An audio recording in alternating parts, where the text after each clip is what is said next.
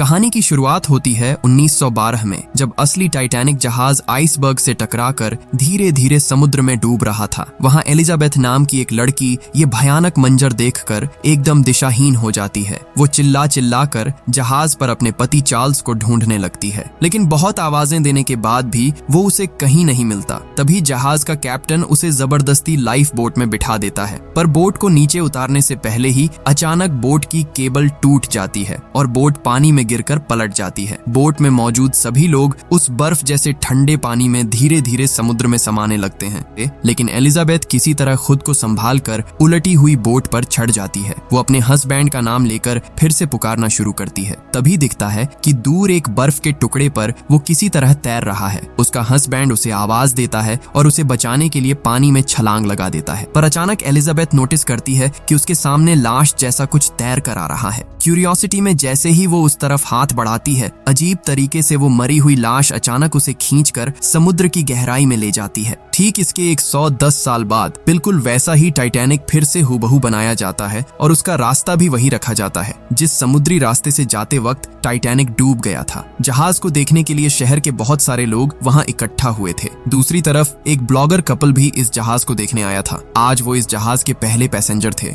लड़के का नाम जैक्सन था और लड़की का नाम मिया। जैक्सन टाइटैनिक को देखते ही उसकी तारीफ करने लगता है, क्योंकि वाकई ये टाइटैनिक जहाज हूबहू पास्ट में डूबे हुए उस टाइटैनिक जैसा ही था। इधर मिया फोन में बिजी थी तो जैक्सन उसे फोन छोड़कर इस सुंदर जहाज को देखने के लिए कहता है। पहले तो वो चिढ़ जाती है, लेकिन जब अपनी आंखों के सामने इस विशाल जहाज को देखती है तो वो हैरान रह जाती है। वो ये सब ब्लॉगिंग के जरिए वीडियो में रिकॉर्ड करने लगते हैं और हंसते हुए दोनों इस सुंदर जहाज की तारीफ भी करते हैं। दरअसल वो काफी फेमस ब्लॉगर थे। गाड़ी से उतरकर वो अपने फैंस और फॉलोअर्स से मिलते हुए वहां कुछ वीडियो रिकॉर्डिंग करते हैं और इसके बाद वो टाइटैनिक पर चढ़ जाते हैं। दूसरी तरफ जहाज के ऊपर जहाज का कैप्टन रोज अपनी टीम मेंबर्स के साथ ब्रायन नाम के एक सिक्योरिटी टीम के हेड की पहचान करवाता है। दरअसल इस टाइटैनिक में डूबे हुए पहले टाइटैनिक की बहुत सी चीजें थीं जो काफी कीमती थीं और उनकी देखभाल के लिए उन्हें असल में एक सुरक्षा टीम की जरूरत थी। खैर, सभी पैसेंजर्स के जहाज पर चढ़ने के बाद ये विशाल टाइटैनिक समुद्री सफर पर निकल पड़ता है। थोड़ी ही देर में हम देखते हैं कि जहाज के कार्गो रूम में एक बैग से एक लड़की बाहर निकल रही है। वो लड़की सीधे बैग से निकलकर जहाज की ऊपरी मंजिल पर चली जाती है और जहाज पर चुपचाप घूमने लगती है। जल्द ही वो ऊपर आकर क्रू मेंबर्स की एक यूनिफॉर्म चोरी कर लेती है। वो अनजान लड़की यूनिफॉर्म पहनकर जहाज के म्यूजियम में छिपकर घुस जाती है। वहां एक अलमारी में पुराने टाइटैनिक का डूबा हुआ एक वायोलिन रखा था। लड़की वायोलिन देखते ही उसे हाथ में उठा लेती है। तभी एक शख्स चिल्लाते हुए अंदर आता है और उसे तुरंत वायोलिन रखने के लिए कहता है। वो कहता है कि ये डूबे हुए टाइटैनिक की सबसे कीमती चीज है। 100 साल समुद्र के नीचे डूबे रहने के बाद इसे पुराने जहाज से निकाला गया है और वो नहीं चाहता था कि कोई भी लड़की आकर बिना वजह इसे खराब कर दे। तब जूलिया नाम की जहाज की एक स्टाफ बीच में आकर सिचुएशन संभालने की कोशिश करती है और लड़की को वहां से जाने के लिए कहती है। तभी उस अनजान लड़की को वहां एक सोने का सिक्का और गोल्ड पिन दिखाई देती है। इसे देखकर वो कहती है कि उसकी नानी के पास भी ठीक ऐसी ही एक पिन थी। उसका मानना था कि टाइटैनिक के हादसे में जो लोग मारे गए हैं उनकी चीजें बाहर नहीं निकालनी चाहिए थी। पुराने दिनों में लोग इंसान की मौत के बाद उनकी चीजें उनके साथ ही दफन कर देते थे और जो लोग उनकी इन निशानियों को छेड़ने की कोशिश करेंगे वो शापित हो जाएंगे। ये सब बातें सुनकर वो शख्स अब लड़की पर चिढ़ जाता है। वो जूलिया से पूछता है कि ये लड़की कौन है और क्यों ऐसी फिजूल बातें कर रही है। जूलिया खुद भी नहीं जानती थी कि वो लड़की कौन है, क्योंकि जहाज पर इतने पैसेंजर्स थे कि सबको पहचानना नामुमकिन था। इसलिए जूलिया उसे जल्दी वहां से जाने के लिए कहती है। शायद वो जहाज की कोई गेस्ट हो सकती थी, इसलिए जूलिया उसे ज्यादा कुछ नहीं कहती। जब वो शख्स और जूलिया आपस में बात कर रहे थे तभी लड़की चुपचाप मौका पाकर वो हेयर पिन और सिक्का चोरी कर लेती है।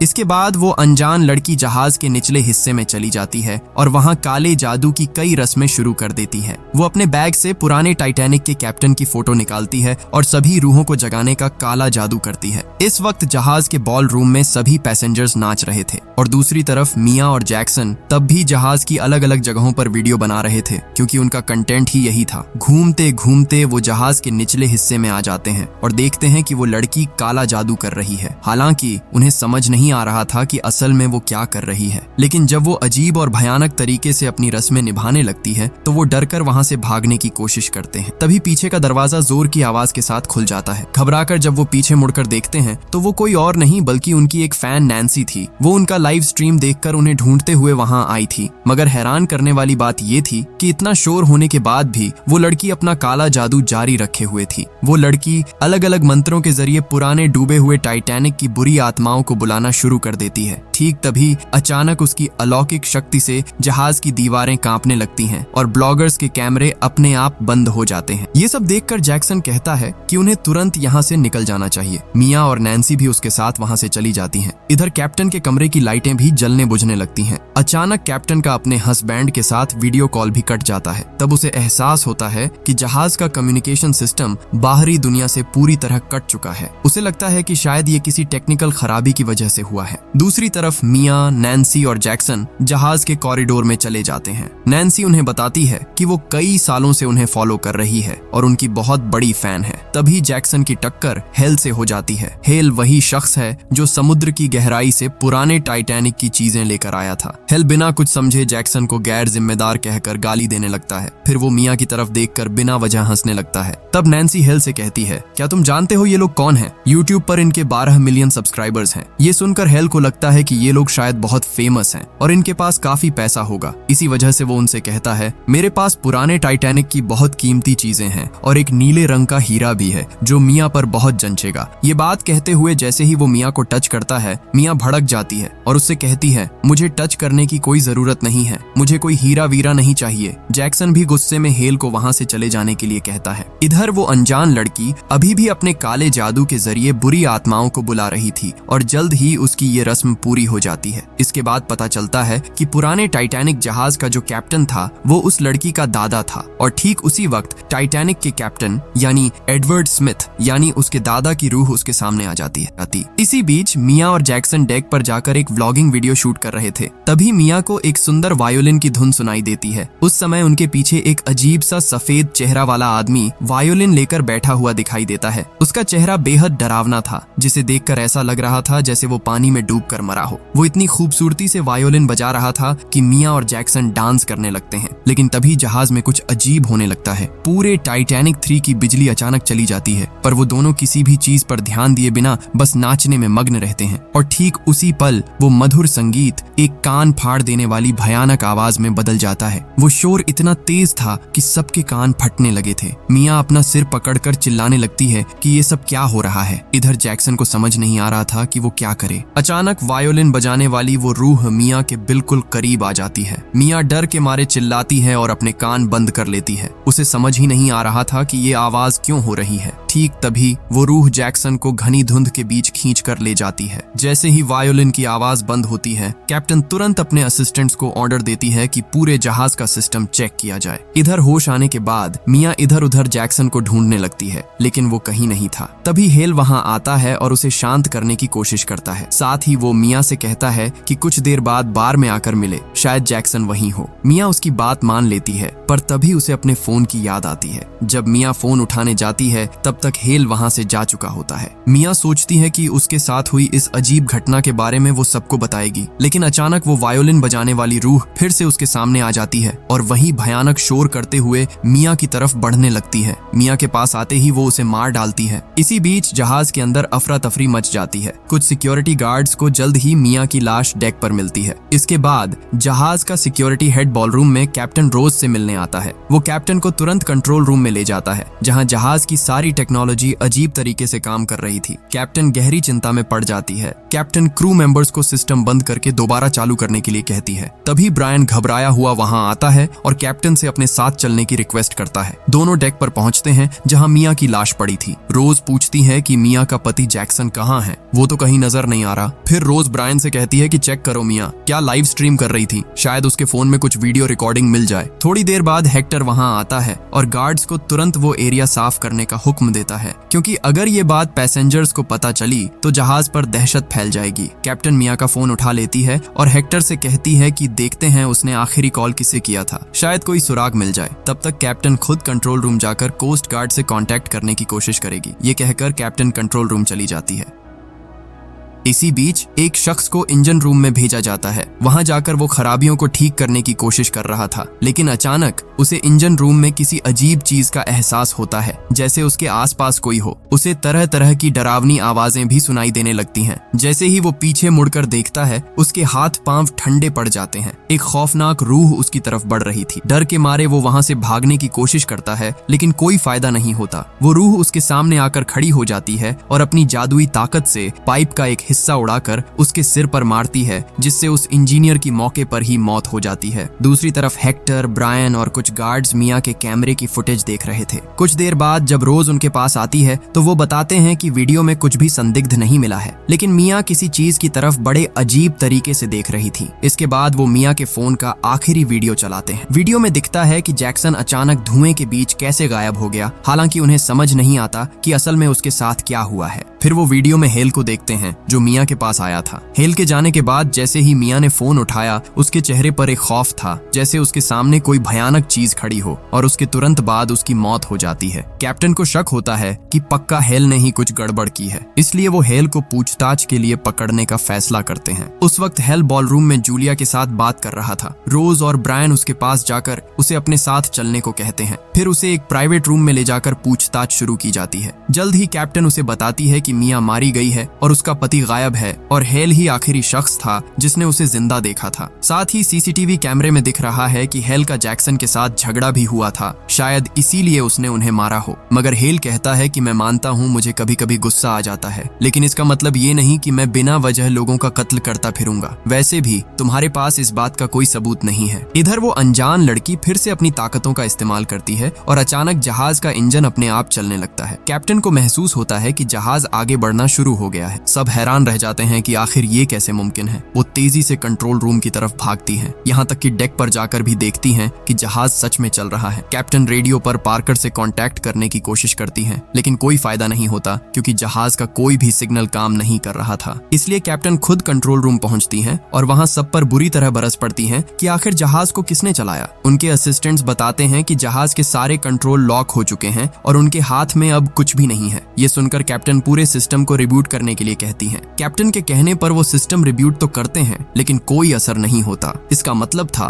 कि ये किसी बुरी शक्ति का काम है जो अब इस जहाज को कंट्रोल कर रही है। इधर जहाज समुद्र की एक ऐसी जगह पर पहुंच जाता है जहां बहुत बड़े बड़े आइसबर्ग पानी में तैरते हुए दिखाई देते हैं, और ये जहाज धीरे धीरे उन्हीं आइसबर्ग की तरफ बढ़ रहा था। कई साल पहले पुराना टाइटैनिक भी ठीक इसी तरह एक विशाल आइसबर्ग से टकराकर पानी में डूब गया था। कैप्टन रोज बहुत ज्यादा टेंशन में आ जाती हैं और सबको इसके पीछे की वजह ढूंढने के लिए कहती हैं। वो जल्द से जल्द जहाज को पीछे ले जाना चाहती थी, पर कंट्रोल उनके हाथ में नहीं आ रहा था। इसी बीच डेक पर ब्रायन उनसे मिलता है, क्योंकि इंजन रूम में कुछ गड़बड़ हुई थी। वो दोनों इंजन रूम की तरफ चले जाते हैं। कुछ देर बाद जहाज की दो पैसेंजर जूलिया और मिसेस ट्रॉस नाम की एक महिला डेक पर थोड़ा वक्त बिताने आती हैं, क्योंकि अब तक यात्रियों के बीच खतरे की ये खबर नहीं फैली थी। जूलिया मिसेस ट्रॉस के गले के नेकलेस की काफी तारीफ कर रही थी। ये नेकलेस पुराने डूबे हुए टाइटैनिक के किसी यात्री का था, जिसे उन्होंने हिल से खरीदा था। जूलिया के वहां से जाते ही अंधेरे में से एक लड़की कहती है कि आपका नेकलेस सच में बहुत सुंदर है। मिसेस ट्रॉस खुश होकर उसे थैंक यू बोलती हैं, लेकिन जैसे ही वो पीछे मुड़कर देखती हैं, उनके हाथ पांव ठंडे पड़ जाते हैं। असल में वो कोई इंसान नहीं, बल्कि टाइटैनिक की एक मरी हुई यात्री की रूह थी। वो उसी नेकलेस से मिसेस ट्रॉस का गला घोंटकर उनकी जान ले लेती है, क्योंकि ये नेकलेस कभी उसी मरी हुई लड़की का था। ये असल में उन लोगों की आत्माएं थीं जो उस दिन टाइटैनिक हादसे में बहुत बुरी तरह मारे गए थे। उधर इंजन रूम में कैप्टन रोज खराबी ठीक करने की कोशिश कर रही थी। तभी अचानक उन्हें उस मरे हुए इंजीनियर की लाश पड़ी हुई मिलती है। उसे इतनी बेरहमी से मारा गया था कि उसकी लाश देखकर ही वो घबरा जाते हैं। वो फिर से पार्कर से संपर्क करने की कोशिश करती हैं, लेकिन रेडियो दोबारा काम नहीं करता। कैप्टन रोज जानती थी कि उन्हें जल्दी से इंजन बंद करना होगा, वरना ओवरलोड की वजह से वो फट सकता है। लेकिन सिस्टम पूरी तरह जैम हो चुका था और कुछ भी काम नहीं कर रहा था। ब्रायन समझ जाता है कि इंजन इतना दबाव नहीं झेल पाएगा और जल्द ही ब्लास्ट हो जाएगा, इसलिए वो रोज से कहता है कि उन्हें यहाँ से निकल जाना चाहिए। इसके बाद ब्रायन जल्दी से रोज को लेकर इंजन रूम से बाहर निकल जाता है। जैसे ही दरवाजा बंद होता है, एक भयानक धमाका होता है जिससे पूरा जहाज कांप उठता है। इधर पार्टी में नाच रहे बहुत से लोग इस जोरदार झटके से नीचे गिर जाते हैं। अचानक हुए इस ब्लास्ट से लोग पूरी तरह डर जाते हैं। हालांकि कैप्टन रोज सबको हिम्मत देते हुए कहती हैं कि कोई फिक्र न करे, ऐसा कुछ बड़ा नहीं हुआ है और हालात अभी भी हमारे काबू में है। लेकिन उधर कंट्रोल रूम में पूरा क्रू परेशान था। उन्हें समझ नहीं आ रहा था कि असल में क्या हो रहा है, क्योंकि अब जहाज सीधा एक आइसबर्ग की तरफ बढ़ रहा था। इसी बीच हेक्टर इंजन रूम की हालत देखने वहां जाता है, जहां उसे अंधेरे में एक शख्स अपनी तरफ ताकते हुए दिखाई देता है, और ये भी एक बुरी रूह थी। कंट्रोल रूम में पार्कर तब भी आसपास के किसी जहाज से संपर्क करने की कोशिश कर रहा था, लेकिन किसी वजह से कामयाबी नहीं मिल रही थी। वो साफ तौर पर सभी पैसेंजर्स को बताता है कि किसी को भी घबराने की जरूरत नहीं है। जब तक इंजीनियर समस्या सुलझा नहीं लेते, तब तक सब कुछ देर के लिए अपने अपने केबिन में ही रहें। काम होते ही सबको खबर कर दी जाएगी। इस तरह कोशिश करते करते अचानक खुशकिस्मती से कोस्ट गार्ड के साथ उनका संपर्क हो जाता है। कैप्टन उन्हें अपनी परेशानी बताकर जल्दी मदद भेजने के लिए कहती हैं, लेकिन जल्द ही उन्हें पता चलता है कि सबसे नजदीकी जहाज भी 2 घंटे की दूरी पर है। इतनी देर होना उनके लिए बड़ा खतरा बन सकता था। जहाज पर मौजूद सभी लोग काफी मायूस हो जाते हैं कि अब वो क्या करेंगे। इधर हेल उसी कमरे में बंद था। अचानक छत से पानी टपकने लगता है और अजीब तरीके से लाइटें जलने बुझने लगती हैं। तभी उसे डरावनी आवाजें सुनाई देती हैं। खौफ के मारे वो अपने कान बंद कर चिल्लाने लगता है, इसे बंद करो, ये आवाज बंद करो। उसकी बात सुनते ही शोर थम जाता है, लेकिन ठीक उसी पल वो अपने सामने एक भयानक दिखने वाली रूह को खड़ा पाता है। डर के मारे हेल कमरे के कोने की तरफ भागता है और उस रूह से कहता है, मुझे छोड़ दो, मैंने तुम्हारा क्या बिगाड़ा है। लेकिन वो रूह अपनी जादुई ताकत से हेल के हाथ बिस्तर से बांध देती है और उसके ऊपर ठंडी सांसें छोड़ना शुरू कर देती है। दरअसल ये सभी आत्माएं टाइटैनिक के डूबने वाली रात उत्तर अटलांटिक के जमने वाले बर्फीले पानी में डूबकर मरी थीं, और इस दर्दनाक मौत की वजह से उनकी रूहों को अब तक शांति नहीं मिली थी। खैर, इधर अचानक कंट्रोल रूम में नैन्सी घुस आती है और कैप्टन से कहती है कि उसके पास एक जरूरी जानकारी है। जब कैप्टन उससे मिलने को राजी होती है तो नैन्सी बताती है कि मिया की मौत एक रूह की वजह से हुई है। उसकी बात पर कोई यकीन नहीं करता, तो वो सबूत के तौर पर ब्लॉगर्स के फोन का वो आखिरी वीडियो दिखाती है। लेकिन रोज भूत प्रेत में यकीन नहीं करती थी, इसलिए वो साफ कह देती है कि हमारे जहाज पर कोई आत्मा नहीं है, ये सब उसका वहम है। कैप्टन ब्रायन से कहती है कि नैन्सी को उसके केबिन में भेज दो, उसे आराम की जरूरत है। इधर नैन्सी के केबिन के पास ही वो कमरा था जिसमें हेल को कैद किया गया था। ब्रायन जब कमरे में घुसता है तो देखता है कि हेल खौफ के मारे जमीन पर ही पड़ा है। हेल का दिमागी संतुलन उस वक्त पूरी तरह बिगड़ चुका था और वो सबको खुद से दूर रहने को कह रहा था। ब्रायन उसे किसी तरह संभाल कर उठाता है। इसके बाद जब उसे थोड़ा होश आता है तो ब्रायन उसे कैप्टन के पास ले जाता है। कैप्टन रोज के पास जाकर वो अपने साथ हुई अजीबोगरीब घटनाओं के बारे में बताने लगता है। उसने उस कमरे में कुछ बेहद अजीब और डरावना देखा था। उसे नहीं पता था कि वो क्या है, पर उसे महसूस हो रहा था जैसे वो मौत के बिल्कुल सामने खड़ा है। हेल कैप्टन से गुजारिश करता है कि उन्हें तुरंत न्यूयॉर्क वापस लौट जाना चाहिए, वरना कोई भी जिंदा नहीं बचेगा। इस जहाज पर पक्का कुछ बुरा है जो उन्हें मारना चाहता है। ये सब सुनकर कैप्टन का सिर चकरा जाता है। ठीक तभी एक गार्ड वहां आकर खबर देता है कि उनके सिक्योरिटी हेड हेक्टर का कहीं कुछ पता नहीं चल रहा है। कैप्टन रोज ब्रायन को हुक्म देती है कि हेल को दोबारा उसी कमरे में बंद कर दिया जाए, क्योंकि वो पता नहीं क्या क्या देख रहा है जिसकी वजह से अनाप शनाप बक रहा है। इसके बाद वो गार्ड के साथ हेक्टर को ढूंढने जाने को कहती है। उनके जाने के बाद भी रोज रेडियो पर हेक्टर से संपर्क करने की कोशिश करती रहती है। गार्ड्स जब हेल को उसके कमरे में ले जा रहे थे तभी वो अनजान लड़की उनकी नजरों में आती है। हेल उसे एक नजर में ही पहचान लेता है। वो चिल्लाकर कहता है कि जरूर यही लड़की इस सारी मुसीबत की जड़ है। ये लड़की पहले अजीब अजीब बातें कर रही थी कि मुर्दों की चीजें उनके पास से लेकर आने पर हमारे साथ बुरा होगा, मगर वो लड़की उसकी बात से इनकार करते हुए कहती है कि मैंने किसी को नहीं मारा, पर मुझे पता है कि असल में जहाज पर क्या हो रहा है। मैं सब सच बताना चाहती हूँ, लेकिन तुम में से कोई भी उस सच को सुनने के लिए तैयार नहीं है। लड़की हेल की तरफ इशारा करके कहती है कि ये सब इसकी गलती है। इसने समुद्र के हजारों फीट नीचे जाकर टाइटैनिक के मुर्दों का सामान चोरी किया है और अब उस जहाज की रूहें अपनी कीमती चीजें वापस लेने आई हैं। ये जहाज शापित है और यहाँ मौजूद कोई भी अब जिंदा नहीं बचेगा। हेल डरते डरते उससे पूछता है कि क्या इसे रोकने का कोई रास्ता है। लड़की गंभीर आवाज में जवाब देती है कि अब बहुत देर हो चुकी है। लड़की की ऐसी उलटी सीधी बातें सुनकर ब्रायन उसे एक कमरे में ले जाकर बंद कर देता है, लेकिन वो बार बार चिल्लाकर हंसते हुए एक ही बात कह रही थी, अब सब मारे जाएंगे, सब मारे जाएंगे। और ठीक कुछ देर बाद उस कमरे का दरवाजा अपने आप बंद हो जाता है और वहाँ पुराने टाइटैनिक के कैप्टन एडवर्ड स्मिथ की रूह दिखाई देती है। ब्रायन कांपते हाथों से उस पर गोली चलाता है, लेकिन वो गोली